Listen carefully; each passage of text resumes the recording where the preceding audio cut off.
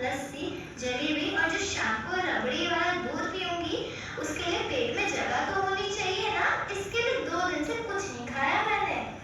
Dieting भी कर रही होगी थोड़ा सा तो। तुम भी ना प्रिया। मैंने तो वृंदावन जाने के लिए खूब सारी शॉपिंग कर ली है। बंटी के लिए कान्हा का ड्रेस, मेरे लिए घाघरा। हमारा बंटी कान्हा बनकर, बंटी के पापा नंद बाबा बनकर और मैं यशोदा माँ बनकर वृंदावन में मेमोरीज बनाएंगे। Full family Vrindavan ready. Rajesh भैया, आप बताइए, ऑल सेट वृंदावन ट्रिप के लिए? मैं तो ऑफिस में डबल शिफ्ट में काम कर रहा हूँ। क्यों? इतना काम है क्या ऑफिस में?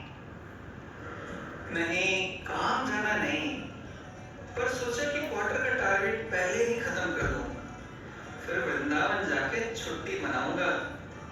इसलिए तो इतना अच्छा एसी होटल बुक किया है।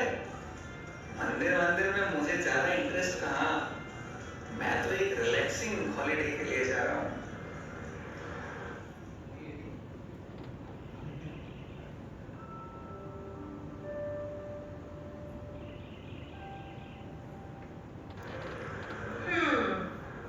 तुम सबका एक्साइटमेंट देखकर अच्छा लग रहा है, लेकिन थोड़ा सा समय निकाल के एक बात कहना चाहती हूँ। हम वृंदावन जा रहे हैं, एक हॉलिडे पर नहीं। वृंदावन एक दिव्य धाम है, सिर्फ एक टूरिस्ट स्पॉट नहीं। भगवान की लीला स्थलियों का दर्शन करके हमारा शुद्धिकरण होता है। और एक बात समझना बहुत जरूरी है, हम वृंदावन को अपनी आंखों से नहीं देख सकते। कृष्णा का धाम दिव्य है, अजोड सच है, जो हमारे मटेरियल सेंसेस से परे है। हम जितना भी घूम लें, फोटो ले लें, बिना भक्ति के, बिना श्रवण के, असली वृंदावन हमसे छुपा ही रहेगा। तो कैसे देखें वृंदावन को? श्रवणम, कृष्ण कथा सुनना, भगवान की लीलाएं, भगवान का नाम, भगवान का स्वरूप, उनके भक्तों के बारे में।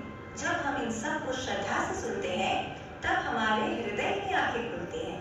तब हमें समझ आता है कि जहाँ हम खड़े हैं वो सिर्फ मिट्टी नहीं है, भगवान कृष्ण के चरण कमलों की लीला भूमि है।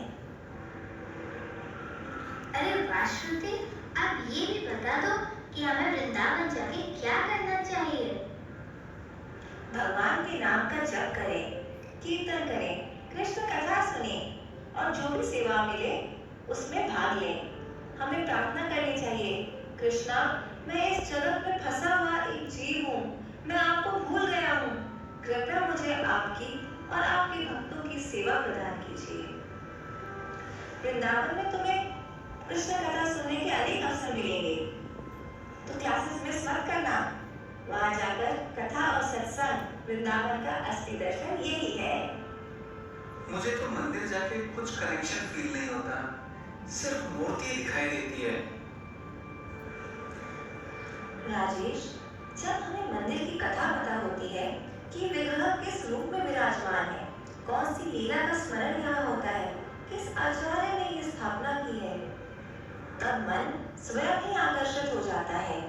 आप सिर्फ आंखों से नहीं, हृदय से देखते हो। यही होता है रियल दर्शन, सिर्फ देखना नहीं, संबंध बनाना।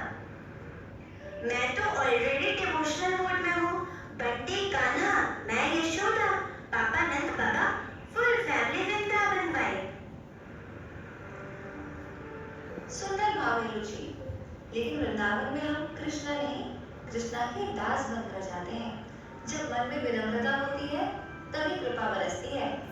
श्री कृष्णा सर्व कारण कारण है, सब कुछ उनसे ही आया है।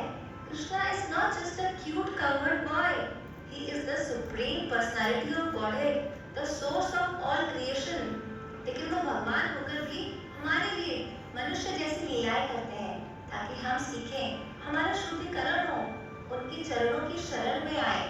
उनकी लीलाएं इमिटेट करने के लिए नहीं, स्मरण करने के लिए होती है। हम उनके सेवक हैं। जब हम यह भाव लेके आते हैं, तब हम वृंदावन का तत्व समझ पाते हैं। इसलिए वृंदावन जाते समय हमें प्रार्थना करनी चाहिए, कृष्णा मैं आपको भूल गया हूँ, मैं आपका दास हूँ। कृपया मुझे अपनी और अपने भक्तों की सेवा का अवसर दें। अब तक वृंदावन सिर्फ एक ब्रेक के लिए जाते थे, पर अब पता चला ये तो कुछ और ही है। यही तो, वृंदावन घूमने नहीं, भगवान से अपना संबंध पुनः स्थापित करने जा रहे हैं। कृष्णा के दास बनकर जाना है, विनम्र भाव से, कृतज्ञता के साथ। हम सबको इस वृंदावन यात्रा के लिए अपने आचार्यों, गोस्वामी और श्रील प्रभुपाद के प्रति आभार व्यक्त करना चाहिए। उन्होंने अपनी भक्ति, त्याग और सेवा से इस दिव्य धाम को हम जैसे जीवों के लिए प्रत्यक्ष बनाया।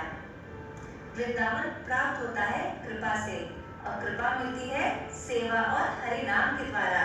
तो बोलिए हरे कृष्णा हरे